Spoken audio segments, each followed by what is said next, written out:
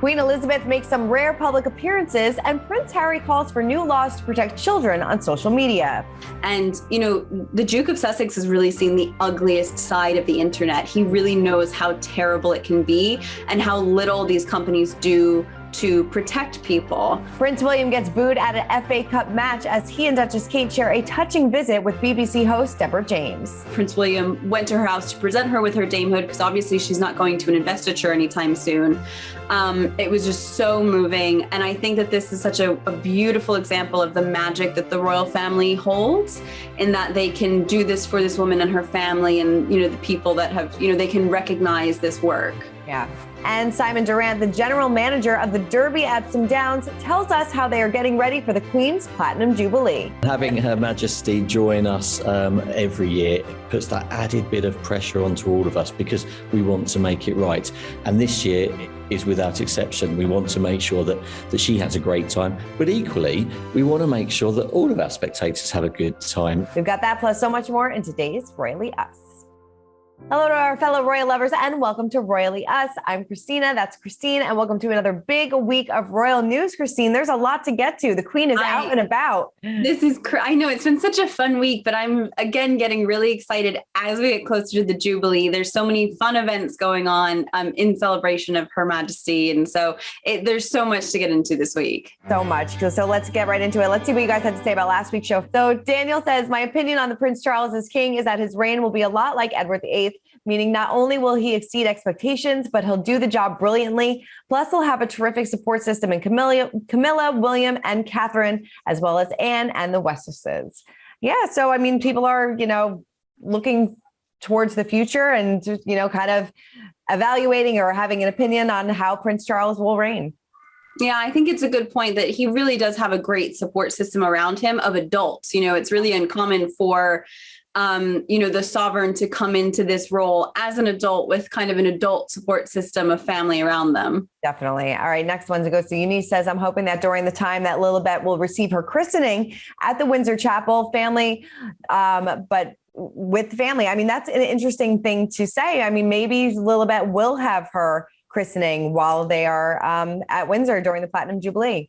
It would be it's such a busy weekend, especially we talked last week about how, members of the royal family are going to different, countries within the United Kingdom. I would be shocked if they could squeeze that in, right, unless it was really, really private, maybe just Meghan, Harry, Lilibet, Archie, and the Queen, something really small like that they could squeeze in. No, definitely. Unless they are, maybe they'll extend their stay. Maybe they'll do it the following weekend. Who knows? It's definitely an interesting point. So we'll have to keep a lookout.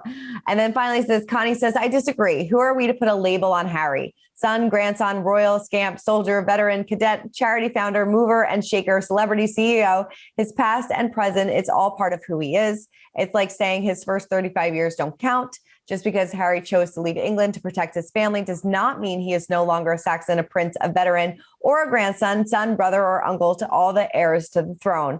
Why should he choose between his families? He loves them all. That's a good point too. He doesn't have to choose. I think what she was saying last week is that it just seems like the lines are a little blurry between whether or not they want to remain royals or want to be celebrities or want a mix of both. Yeah, definitely. And I think, it is true that he has so much experience in those first 35 years with all the important work that he's done.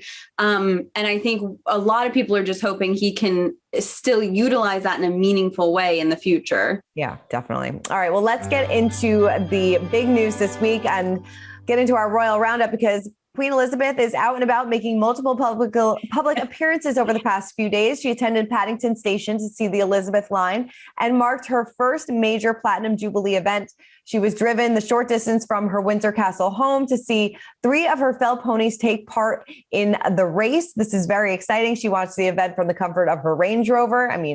As a queen should do, and was overjoyed to see one of them win the Highland class. Later in the morning, she was driven to the main arena and was seen walking slowly to a lift, aided by a walking stick, and then she made her way to a seat. and she sat next to her son, Prince Edward. So it's great to see her taking the stands. She obviously loves horse racing. So this was really exciting to see her. And I believe her granddaughter was participating in the event as well, right? Yeah, Lady Louise does carriage riding, which is a hobby she picked up from the Duke of Edinburgh. And it's so lovely to see her continuing that. I'm sure it's emotional both for Lady Louise and for the Queen to see. I think there were rumors that Lady Louise was driving the Duke's carriages or, somehow using his equipment, carrying on that legacy. But it's amazing to see the Queen out and about, especially since she looks so happy. I mean, she did. She had the biggest smile on her face. Biggest smile. We know that she loves horses. I mean, I think that's one of her deep loves of her life is horses and sort of the horse racing world. But it was just so good to see her. She looked healthy and happy and really spry. She did. And then later on that evening, she went to the Windsor Horse Show's performance of a gallop through history, which looked really, really interesting. This is a televised event celebrating her platinum jubilee, and it featured acting and musical performances, as well as horse displays and welcome presenters among the likes of Tom Cruise and Helen Mirren. So yes, I mean, and the smile in her seat while she was kind of taking this all in was ear to ear as well. I know this was, I actually watched part of this, but I have to admit, I got tired and went to bed before it was over. So I don't know how the Queen does it. But I loved, there were a couple of really funny moments. One of them was when one of the presenters congratulated the Queen on skipping out on the state opening of Parliament, but showing up for this Royal Windsor Horse Show, which she gave, like a little wave, that was very funny. And I love that. Looking back, only the Queen could do that sort of thing and we'd forgive her for it. Of course. Right. And then there was another really funny moment where someone said, the heartbeat of this nation has been the same for 70 years. And that's the heartbeat of the Queen. And she kind of does like a shrug and is like, I guess so. Yeah, that sounds about right. It's just very... She is, it just showed how she really looked healthy and happy and, energetic for her age, for everything that's been going on. So I was so happy to see all of this. Yeah, no, I mean, she's been missing out on a couple of events because of mobility issues, they said, and she seemed to be in good spirits, healthy, and, out and about at the Paddington station as well, wearing bright yellows. And, she is gearing up for a big weekend of festivities in a couple of weeks. So it's definitely going to be exciting, and it's good to see her. It definitely is. But for the first time, Queen Elizabeth has asked Prince William to represent her following the death of a foreign ruler. So Prince William traveled to the United Arab Emirates to pay condolences following the death of His Highness, apologies if I screwed this up, Sheikh Khalifa bin Zayed Al Nahyan, President of the United Arab Emirates and ruler of Abu Dhabi. So Prince William met with Mohammed bin Zayed Al Nahyan, who has been appointed as President of the United Arab Emirates. So he was seen there speaking, and like we said, this is kind of a big deal. This is the first time that the Queen has asked Prince William to represent her following the death of a foreign ruler. Yeah, it's really interesting. I think recently Prince Charles represented the Queen following the death of a foreign sovereign. But Prince Charles and Camilla are in Canada on this big Jubilee tour.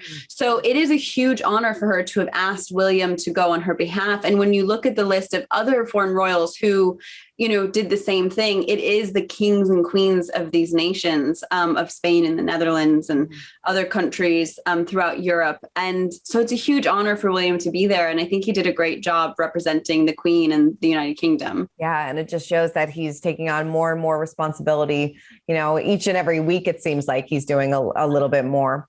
Well, speaking of Prince William, he paid a visit to new Dame Deborah James. The BBC host shared photos of the royal at her family home, and he presented her with the damehood on her. And she wrote on Instagram, Prince William actually came to our family house today. I am utterly honored that he joined us for afternoon tea and champagne, where he not only spent a generous amount of time talking to my whole family, but also honored me with my damehood. It's quite surreal having a royal pop in at at home. And yes, you can imagine the cleaning antics and preparation went off the scale, but it was all irrelevant because William was so kind and he put us all at ease. He is clearly passionate about improving oncology outcomes as the president of the Royal Marsden. It was such a special day for my whole family, making memories to last a lifetime. He's welcome back anytime. Oh, this story just like, it brings tears to your eyes, like just reading about it. She's only 40 years old. She's currently in hospice. She's battling bowel cancer. She has 2 young children, and this just breaks your heart. I know this story is just so moving. So she's been a blogger and a writer and a podcaster, and she's done a lot of campaigns raising money and awareness for cancer throughout the UK, but also research internationally. And finally, her illness has just overcome her body. And reading these posts has been so emotional. And when she wrote this very, very moving farewell post, which again, like you just, you want to cry just thinking about it. It almost went wild on the internet, like viral in the best way. I think last time I looked, she's raised nearly £6 million for cancer research. And one of the organizations was the Royal Marsden Hospital, of which Prince William is, I think he's the president.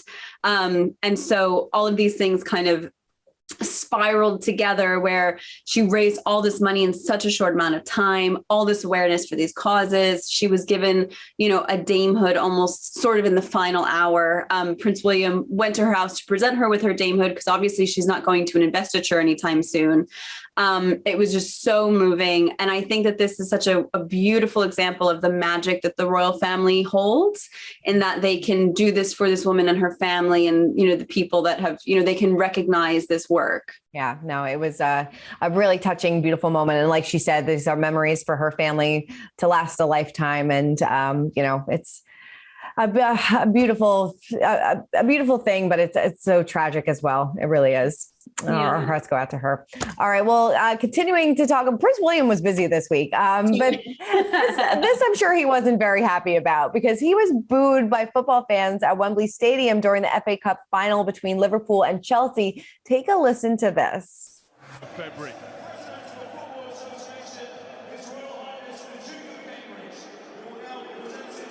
The FA presentation party is led by the president of the Football Association, His Royal Highness the Duke of Cambridge. Yeah, so Liverpool Echo football writer Connor O'Neill explained why fans of the Anfield Club chose to distance themselves from the national anthem after people were making rude gestures while that played and God Save the Queen was played. He wrote, the origins of why the red half of Merseyside boo the national anthem can be traced back to the 1980s. The conservative government's managed decline of the city was then followed by the failings of the government following the Hillsborough disaster further entrenched those feelings. A flag regularly spotted at Anfield reads, "Scouse, not English," and will most likely be on display at most games. So I think a lot of people may have been a little confused about why he was booed. I mean, I don't know. Was it a little out of line? I don't know. I think it's, we've kind of held up a microscope to one specific moment. And it looks like they do this booing at every match, apparently towards any sort of authority figure, whether it's the government, the royals, anything that's sort of authoritative, just to push back on this historic event. And again, it's been going on since the 80s. And I think that there was a royal report that sort of called it out as if it was directed towards Prince William, which bizarrely it wasn't. They said, like, you'll see that flag at almost every match. Right. And I mean, we're talking 40 years, 30, 40 years of this happening.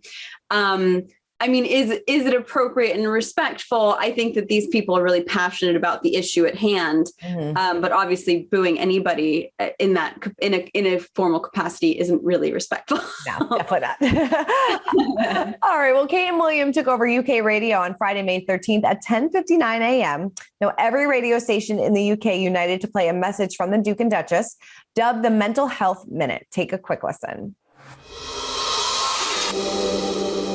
Hello, I'm Catherine. And I'm William, and we'd like to talk for just 1 minute about loneliness.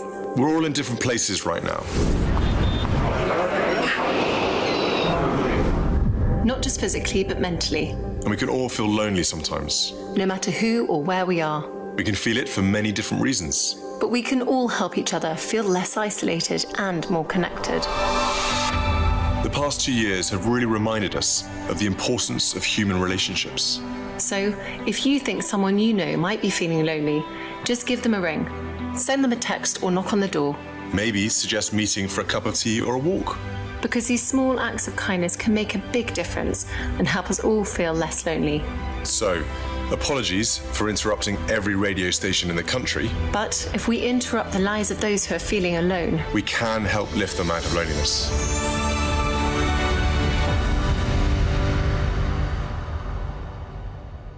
I love this. I think this is a great idea, kind of spotlighting how people can have loneliness over the course of the not just over the course of the pandemic, but, when they're going through a tough time, to check in on people, make sure your mental health is at the forefront. And this is not the first time that they have been involved in Mental Health Minute, right?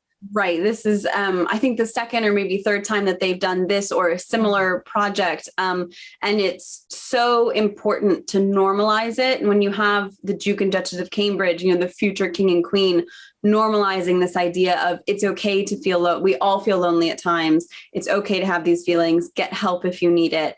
There's so much of their work links back to mental health. So many of their projects are passionately pushing mental health forward. I know Prince William has been talking a lot about mental health in sport this week and men's mental health. Kate just did the maternal mental health week. So they're so passionate about it. And I think why that's important, because they are normalizing that conversation for everybody else. Definitely. Yes. That very, very important. Well, Prince Harry is actually urging new legislative about children and social media. Speaking at the virtual launch of UK advocacy group Five Rights Foundation's Child Online Safety Toolkit, the Duke of Sussex slammed social media giants for treating children as digital experiments to make money. He said, as parents, my wife and I are concerned about the next generation growing up in a world where they are treated as digital experiments for companies to make money, and where things like hatred and harm are somehow normalized. We want our children and all children to feel empowered to speak up. He added, we're at a critical moment where it will take all of us for children to thrive in the digital world. We need new laws. We need public pressure. We need strong leadership. I totally agree. I mean, this is, with two young children, both of us, growing up in this social media world, it's scary. I know. And it's amazing how so much of it has kind of, rather than doing the research beforehand and then exposing young children to it, and these big companies have just kind of, let the children be the social experiment, and that we're seeing so much fallout from that, and so many repercussions from, letting adolescents use social media in the way that they do. And, the Duke of Sussex has really seen the ugliest side of the internet. He really knows how terrible it can be and how little these companies do to protect people. So I think he has definitely the right experience to be speaking out about this issue, and hopefully the right platform to push these companies to do something different. Yeah, they have to do something different. Something's got to change. I know. Like you said, I think about my two young boys and just think, God, I hope we don't even recognize it. And they laugh at us when we say back in my day. Right. Exactly. Totally. Well, this is a fun story. So Camilla, the Duchess of Cornwall, teamed up with former Great British Bake Off judge Dame Mary Berry for the culmination of Fortnum and Mason's competition to find the pudding that will be named in Queen Elizabeth's honor as she celebrates her Platinum Jubilee. Camilla announced that Gemma Melvin's lemon Swiss roll and amaretti trifle beat 5,000 other desserts to become the official platinum pudding. Give me some of that. It looks delicious. So Melvin's trifle, so it's consisting of a lemon curd Swiss roll on the bottom, jelly, lemon custard, amaretti biscuits, mandarin coulis, fresh whipped cream, candied peel, chocolate shards, and crushed amaretti biscuits on top. Wow, the judges. And it won by unanimous decision. Clearly beat out 5,000 others. The winning recipe will be served during lunches during Jubilee weekend. I mean, what a great honor. So cool. This is so cool. So this is actually the idea behind this competition is that this recipe is going to join the sort of iconic Royal Recipe Guild. It's not a real guild, but things like Coronation chicken, which was created for the Queen's coronation, which is hugely popular. I mean, you can get coronation chicken sandwiches at the gas station in the UK. Chocolate biscuit cake, which has become, really iconic since William and Kate's wedding. Recipes like that we really, are iconic when you think about the royal family. This is going to be one of them.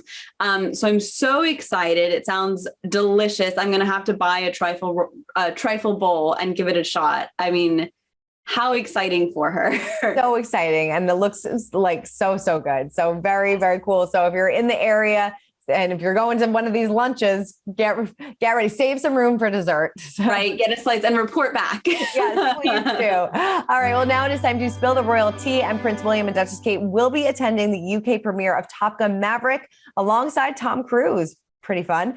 Now, this is not the first time that the couple have seen the highly anticipated film. They were actually given a sneak peek a couple of weeks back because Prince William is a huge fan of the original Top Gun.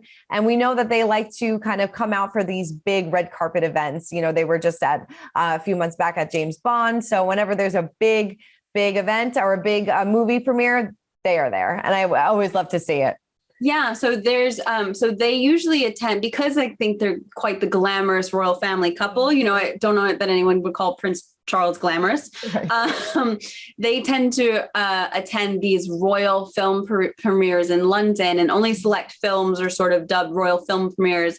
They usually benefit one of the larger charities, the Royal Foundation, something like that. So I'm so excited to see them. I don't know that it's going to be as glamorous as the Bond premiere, but I am excited to see what Kate wears, because lately her gowns and her formal wear have just been out of this world. Oh, definitely. Well, if it's anything like the U.S. premiere of Top Gun, Tom Cruise flew in on a helicopter, so maybe he'll do the same thing here. Maybe William will be flying the helicopter. Maybe. All right. Well, James Corden opened up about his friendship with Prince Harry and Duchess Meghan. He told The Sun that he has hosted play dates for their kids, saying it was more of a sort of a play date scenario. Then we went out for dinner after. It was lovely. He said, obviously, I'm not telling you anymore. He added, look, I'm a huge fan of both of them. Obviously, I know Harry better than I know Meghan, but I think it's really hard to judge or be judgmental. I have a huge amount of respect and admiration for Harry, and anyone who has been around him and spent time with him would feel exactly the same way. I think he is devoted and loving husband and father, and I think what they have done in turning away from the royal life is incredibly brave, and I'll always be in their corner. Nice to know that he has a good friend around the corner. Yeah, it's so interesting. I do feel like they've formed this sort of likely but unlikely friendship. Mm-hmm. I mean, I think a lot of British people in the US tend to, find camaraderie with each other, like that shared experience. Right. And I really related to the idea of you schedule a play date for your kids to get to know the parents. Yes, exactly. Very relatable. And I loved, he shared a little moment from the royal wedding. So much of their wedding was really private, which, I think it was their right. But he said that George Clooney was there, and, George Clooney is famously an Nespresso spokesperson and model. So he said, I hope you enjoy your new Nespresso maker. And I think everyone really enjoyed that. I love that so much. I think that's so great. Yeah. But like you said, it's good that they have formed this friendship, but unfortunately, James Corden is leaving the Late Late Show. So I think he's probably heading back to the UK. So I don't know. Hopefully they'll have to squeeze in a lot of play dates before that. Right, yeah. All right. Well, now it is time to break down the royal rules. And we're super excited about this because Simon Durant, he is the general manager at Epsom Downs, the Derby hosting the Platinum Jubilee. And he is going to tell us exactly what goes into planning such a big event. Take a look. I know that you were a busy man. You only have a few more weeks until the Jubilee. So what did it mean to you when you heard that Buckingham Palace announced that Kazoo Derby would be part of the official Platinum Jubilee weekend?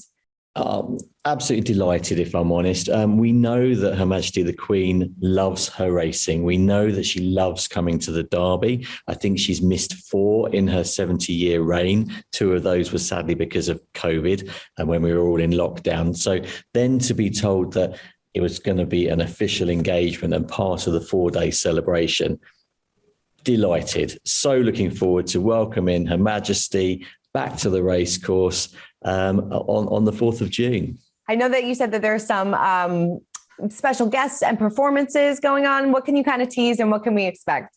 Well, every year is special on Derby Day. And I think Derby Day is very unique because we welcome everybody from Her Majesty the Queen to friends and family to corporate clients, etc. So there's always something going on Derby Day. But this year, because of the Platinum Jubilee, it is so special. And this is our opportunity to welcome the Queen back to Epsom. As I say, been missing for a couple of years, but more importantly, to say thank you.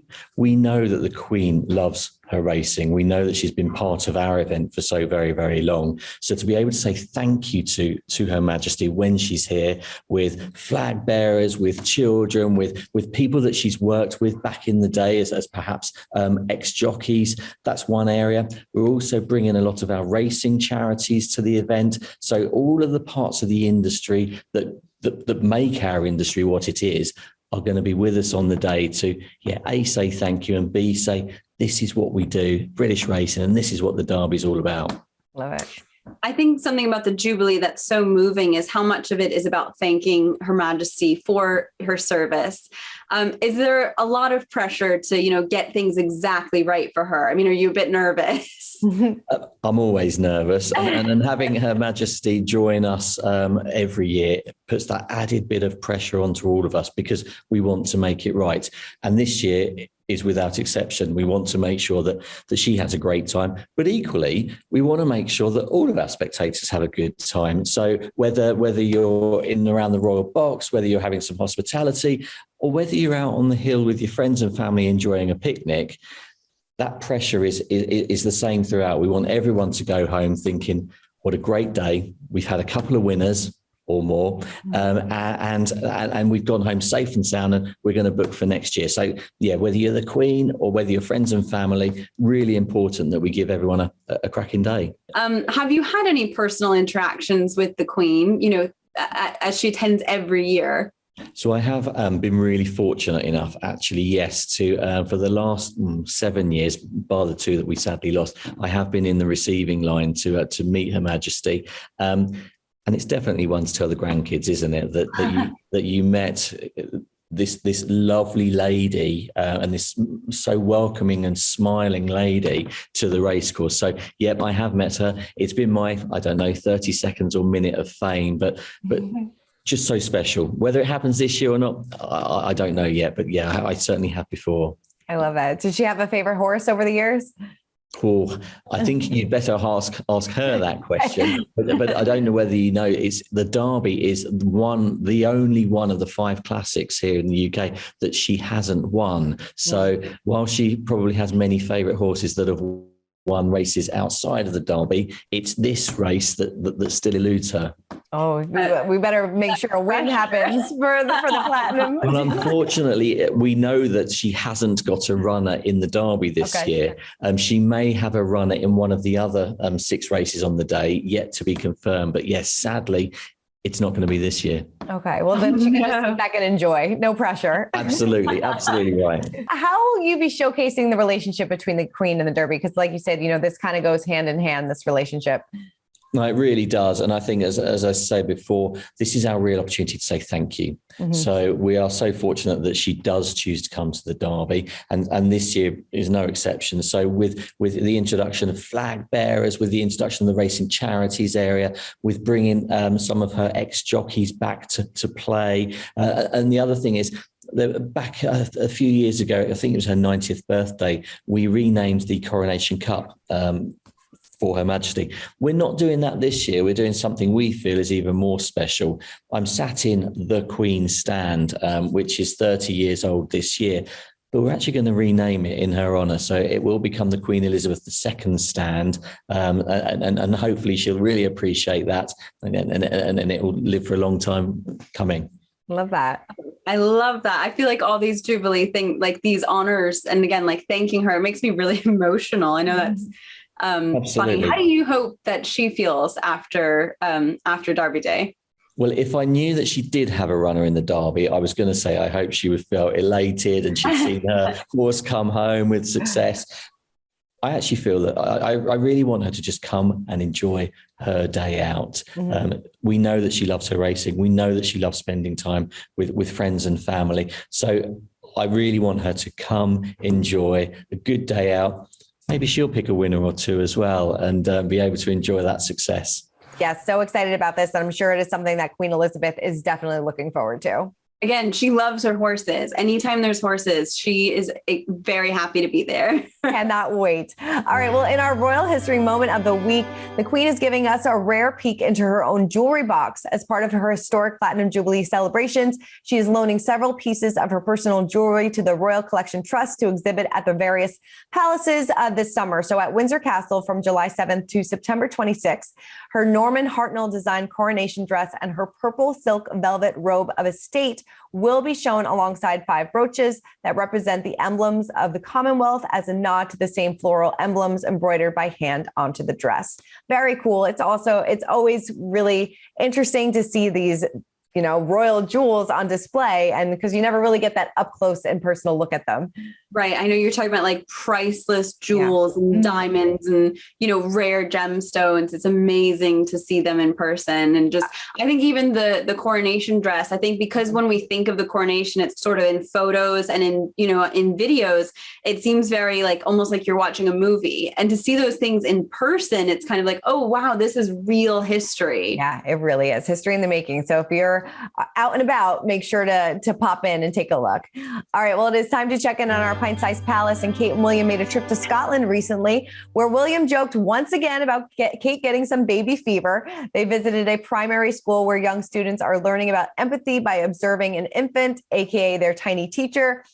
William joked, "Can you get my wife out of here before she gets broody?" I love this. He makes these comments a lot.